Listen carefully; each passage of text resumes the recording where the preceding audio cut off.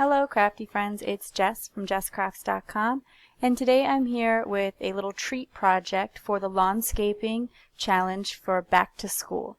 I decided to create little treat bags because when it comes to back to school time, I like to give my fellow teachers a little treat to just kind of say like, let's have a great year, and this year I'll probably be moving to a new school, and so I want to just make sure that I kind of get off on a good start with them. So I've picked out a couple of different Lawn Fawn sets.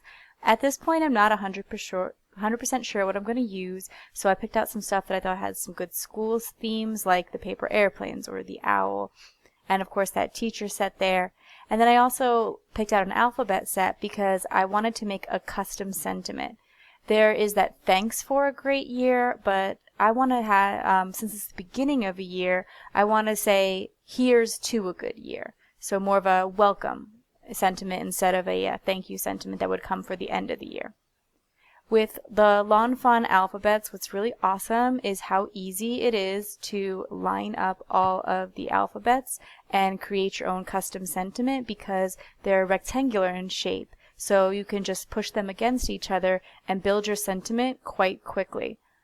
I use one of my blocks that has grid lines on it to make sure they're all straight, but even without grid lines, it's pretty easy to get it straight because, again, those rectangles, and so if all of your rectangles are right up next to each other, then it's more likely to be straight.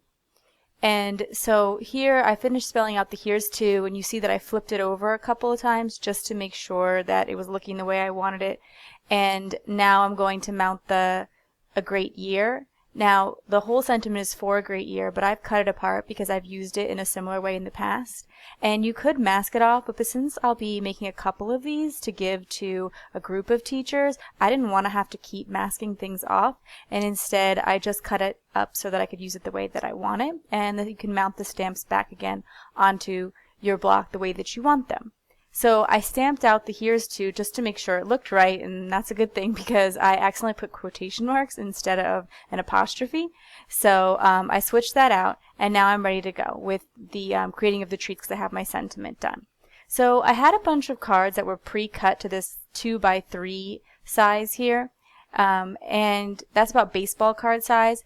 And that goes well with some small bags that I have on hand, but I suggest just creating a panel that coordinates with any size bags that you might have because later on I'm just going to stick some treats inside the bag. So if you have like snack bags from the grocery store, you could use those too. You just want to create a slightly longer panel, but you could use all the same design principles and that I'm using here for this one.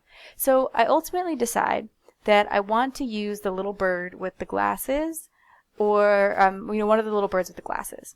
So I decide I will stamp a patterned background for the bird to be sitting on, and I didn't want to have to do a whole bunch of coloring because like I said, I wind up creating like 8 of these and that would take a long time, so I'm going to color the bird, but I want to keep the background simple. So I'm going to stamp on some apples in the Hero Arts red ink here. It's a shadow ink. I think it's called Red Royal. And then I will stamp the rulers in Butter Bar, which is a yellow ink. And so that way they kind of have the accurate colors, but it takes a lot less time.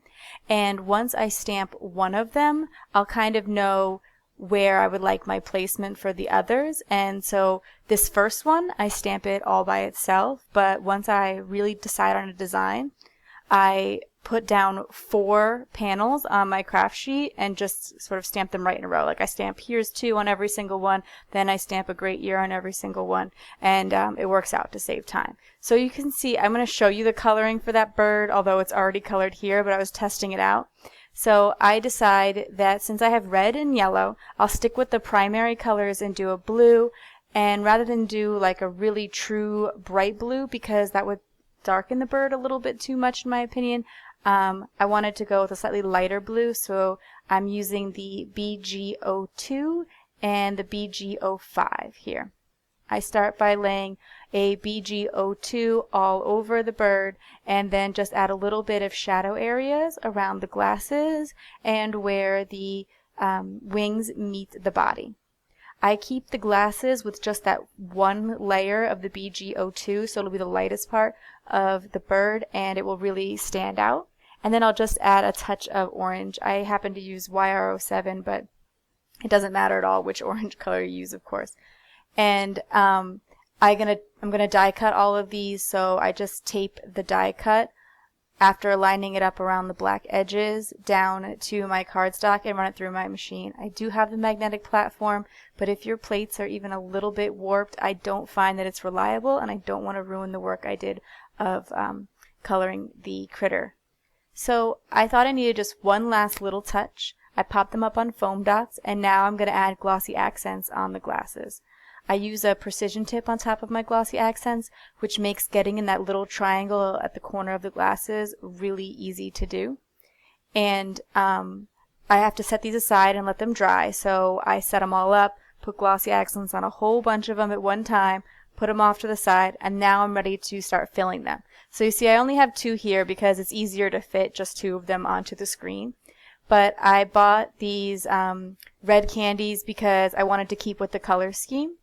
And I like, something like gummy bears might be fun too, but then it would add a whole bunch of other colors. And I know I'm kind of being silly by even caring what color the candy is because you can't really see it once you put this mat on. But I'm always just thinking about those color choices. And so I'm just going to tape that panel on, add some candy inside. And that is it for my project today.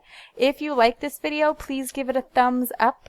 If you are interested in more crafting tutorials, including using lawn fawn stamps, Copic coloring, distress inks, please subscribe to my channel.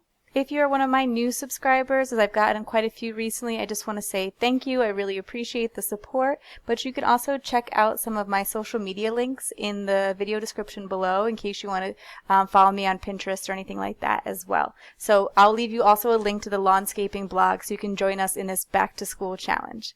Thanks for watching. Bye.